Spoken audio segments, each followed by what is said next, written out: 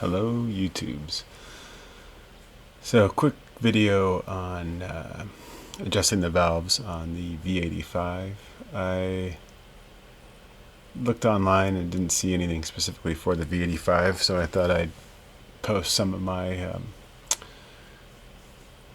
clips from when I did it. I did a 1,000-mile trip through Baja after the 1,000-mile or the 900-mile break-in. I didn't adjust the valves, and I regretted it pretty quickly because I did get some valve tapping noises as the engine would get hot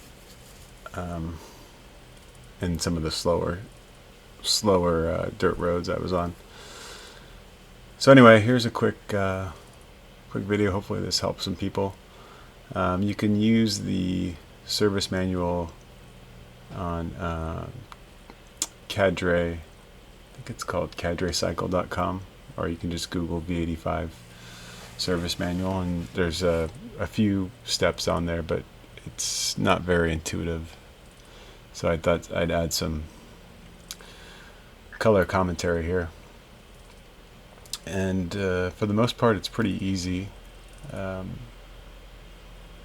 The only problem is, and you'll see that I'll be messing with it here in a minute, but the where the ignition wire comes in from under the gas tank is there's also two screws that keep that attached to the valve cover, and it's a real pain to get off with the fuel tank right there. And actually, when I put it back together, I think I only put one screw on this side just because it was such a pain in the ass. But yeah, it's that's the hardest part and took me the longest of this whole thing. So the valve clearance specs on the intake, according to the manual, is 0.10 millimeter, and the exhaust is 0.15. And so obviously you just need some basic tools and a feeler gauge to do this. You also need a plug, a 5/8 spark plug socket is what I used. Not sure what the metric equivalent to that is, but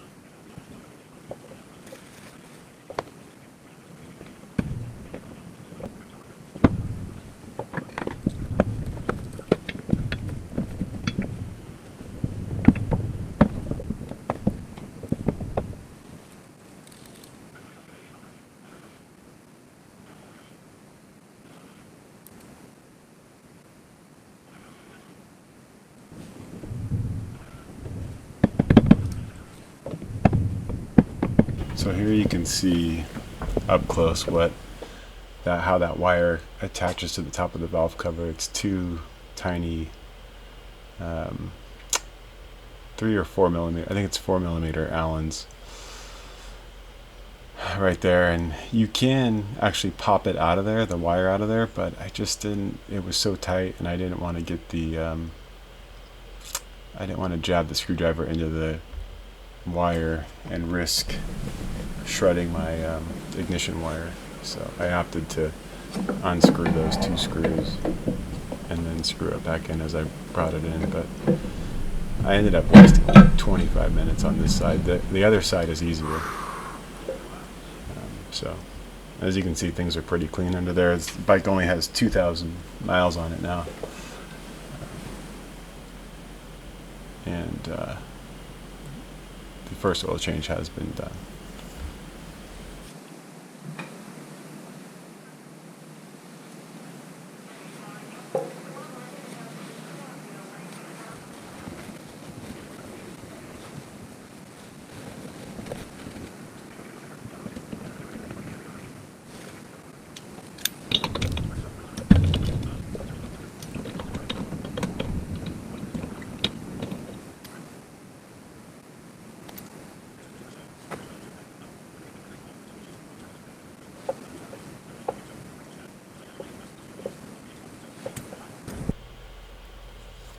So here the key is, it really helps if you have a center stand.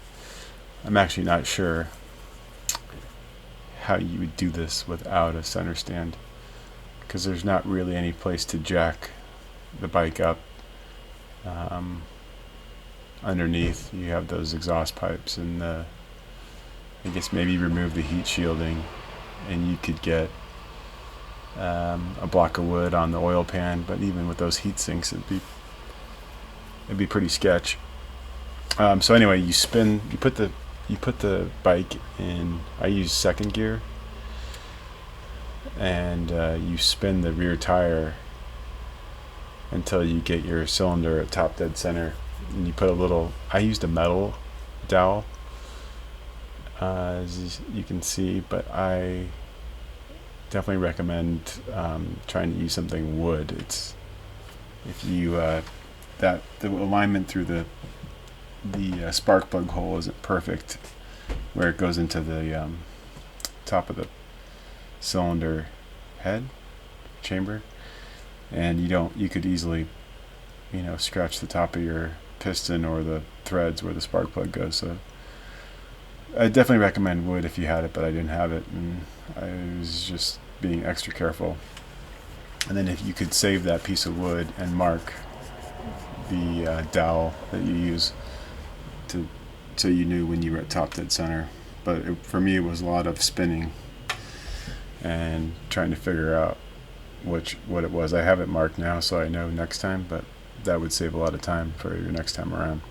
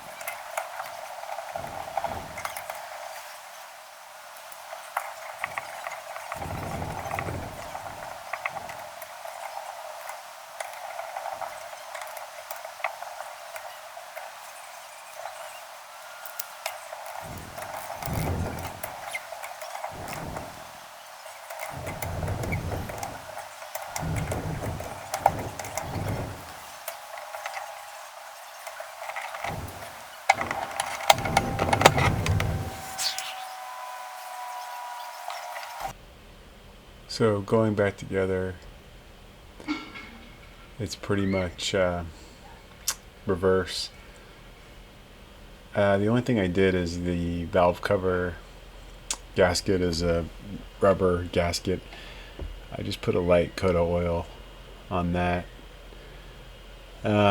just to seal it up and hopefully make it last longer. It can definitely,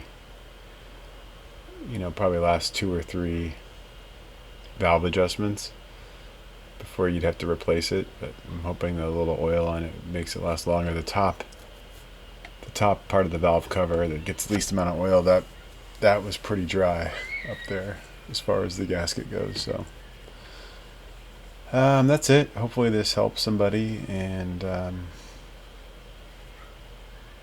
yeah, that's all I got. Good luck.